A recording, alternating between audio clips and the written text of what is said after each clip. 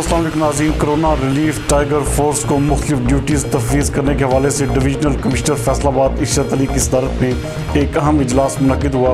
हमारे divisional bureau chief मियाँ एजाज असलम के मुताबिक इजलास में additional deputy commissioner headquarters Afifa Shazia, assistant commissioner Mudassar, CEO education Ali Ahmed Sayan, curator Lyallpur museum Tariq Javed, रहनुमा पाकिस्तान तहरीक इंसाफ मेजर रिटायर्ड अब्दुल रहमान राना, सनतकार Farrukh Zaman, retired deputy director information Subhan Ali और दीगर भी मौजूद थे।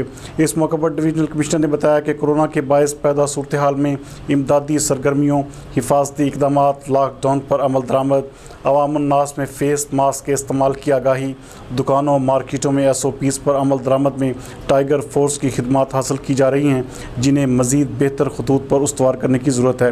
इस ज़मन में तमाम रजिस्टर्ड रज़ाकारों से रब्ता किया जाए ताकि ज़्यादा से ज़्यादा रज़ाकारों की खिदमात हासिल की जा सकें। डिप्टी कमिश्नर ने टाइगर फोर्स के रज़ाकारों को ऑन बोर्ड लेने के सिलसिले में डिस्ट्रिक्ट एजुकेशन अथॉरिटी समेत दीगर महकमों को ज़रूरी हिदायत जारी की और कहा कि मुतल्लिका कोऑर्डिनेटर से मौसर रब्ता यकीनी बनाया जाए ताकि टाइगर फोर्स के रजिस्टर्ड रज़ाकारों को मज़ीद मुतहर्रिक किया जा सके। इस मौका पर डिप्टी कमिश्नर का मज़ीद कहना था कि ज़िला इंतज़ामिया टाइगर फोर्स को ज़िम्मेदारियाँ तफवीज़ करने के सिलसिले में भरपूर मुआवनत कर रही है। इस सिलसिले में अब तक 52 इंतज़ामी मीटिंग्स के इनेकाद के अलावा 12 आगाही सेमिनार्स भी मुनक़िद हो चुके हैं।